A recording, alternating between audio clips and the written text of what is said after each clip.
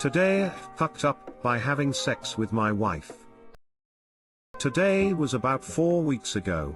I work in sales and the wife and I went to a big yearly conference at a fancy hotel in a major city a few hours away. It's always a fun conference. Lots of free food and booze, with a very nice hotel room. A 4-day all expenses paid getaway with no kids is always fun, and allows for some much needed one-on-one time as a couple.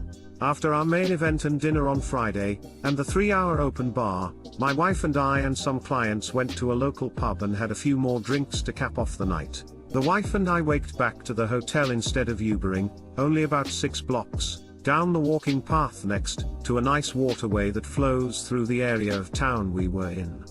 Today I fucked up all night, drunk, and romantic walk back to the hotel led to some fun time in the room.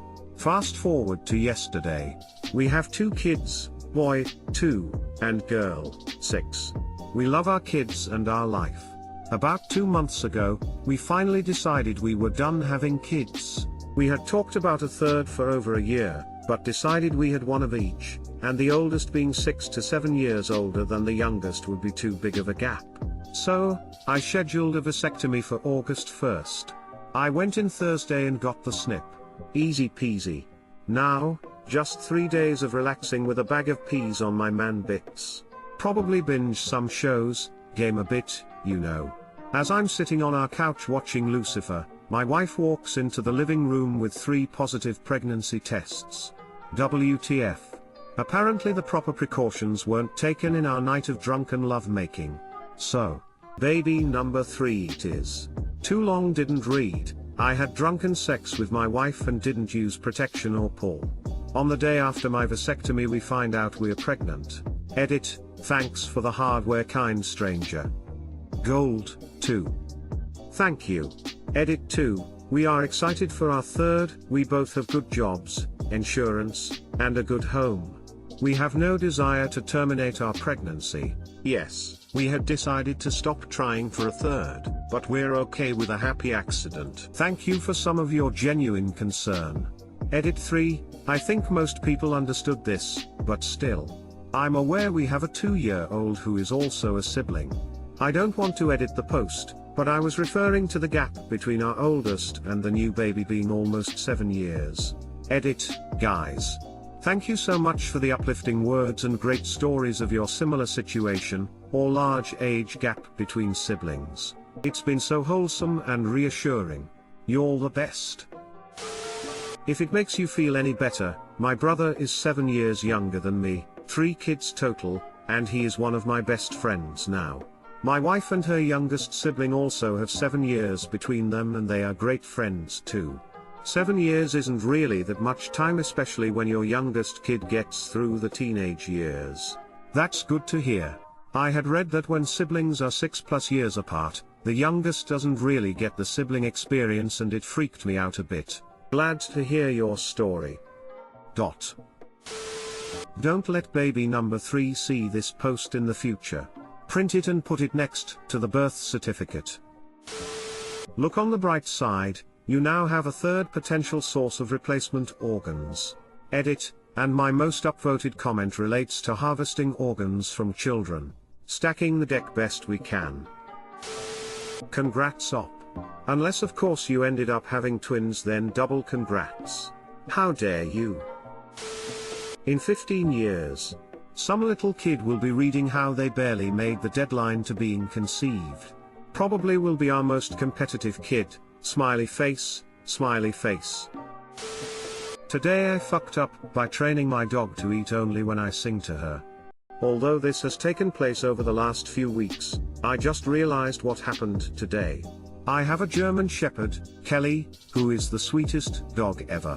She has always been very shy about eating around my other dog, so they eat separately. It started when I would sing her a little tune while filling her bowl, and then it became a little fun thing that my husband and I both did. We would sing such hits as Kelly and the Jets and You're the Kelly in Disguise, where we would change several lyrics to make the song about her. This morning before work, I filled her bowl like I always do, and she just sat there and stared me down. Confused, I walked away to go get ready for work. I came back and she was still staring, food bowl still full. And that's when it hit me. So I started singing She's Got Electric Toots, a brown fursuit, you know I read it in a magazine. Oh.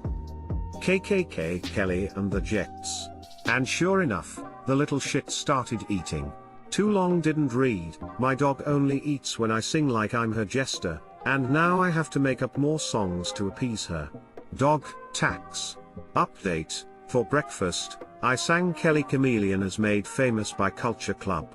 Also, if anyone wants to help with lyrics, send them to you/PM me Kelly lyrics. Sweet Kelly mine, bum bum booyum. Dog tax please. Kelly, are you okay? Are you okay, Kelly? She's been hit by she's been struck by a full eating bowl. Could do Kelly from the block. Don't be fooled by the bowls that I got, I'm still Kelly from the block. Kelly, I've got your number. I need to make you mine. Kelly, don't change your number. 8675309. 8675309. 8675309. Today I fucked up by getting a DNA test and revealing a family secret. I've always been interested in doing one of those at-home kits that tell you your ethnicity estimates. My mother has, for many years, claimed that her own great-grandmother was completely Native American, and I recently learned that this is apparently something common for Southerners to claim, but that it is rarely true. I finally went ahead and bought one of the kits because there is nothing I enjoy more in life than proving my mother wrong. Fast forward a few weeks. I get my results. I am 0% Native America, which isn't exactly shocking. The real surprise comes from the fact that I am also 0% Eastern European. This probably wouldn't mean much for most people, but I happen to be Polish. Or at least, I thought I was? I have an unpronounceable, very Polish last name. My great-grandparents were Polish-speaking immigrants. My paternal grandfather himself spoke Polish as a child. My first thought was that the test was a mistake. My results came over a week before the projected arrival date, and I knew I should be somewhere around 25% Polish/Eastern European. So maybe there had been an error somewhere at the lab. I started digging around through my DNA relative matches. I had matched with an extended cousin with my mom's maiden name, living in the state that she grew up in. So the DNA analyzed was definitely mine. And this was not a switched tube situation. There were only two possible explanations, either my own dad was not my biological father, or my Polish grandfather was not the biological father of my dad. I look a lot like my father, so it seemed unlikely that we were not related. However, there was no strong family resemblance between my dad and his own father. In fact, my grandfather and many of his siblings had we'll call it, striking nose that my sister and I had often rejoiced in not inheriting. Also, my paternal grandparents had a disastrous marriage and bitter divorce. An affair did not seem out of the question. My paternal grandfather died over 10 years ago, but my paternal grandmother is still living and I gave her a call.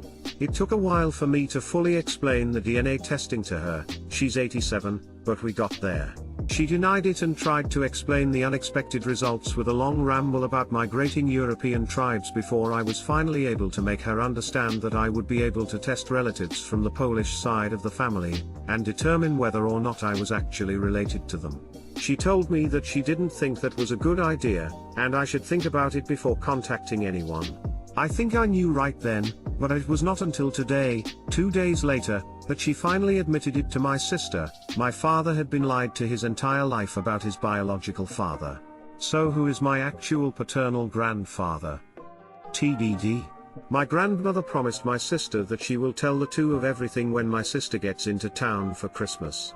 She requested that we not tell anyone until then. It's too late, my sister already told everyone. Too long didn't read, did an ethnicity test, found out my father was apparently the product of an extramarital affair and never knew. Edit to add, I've had a recent string of people asking me for an update. I posted one a while back, here is the link. We found out the neighbor kid growing up down the street from my mom and her 5 brothers in Boston was actually their half-brother. Our grandpa had an affair with the lady down the way, and the poor boy was told when his parents died but never told my family. Our new uncle finally let us all know the day of our grandfather's funeral, telling the family he had promised his mother to keep it a secret until then.